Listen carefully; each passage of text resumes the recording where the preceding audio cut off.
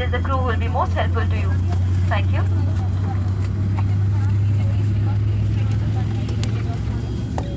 In the emergency exit row, please place your hand luggage in the overhead bins only.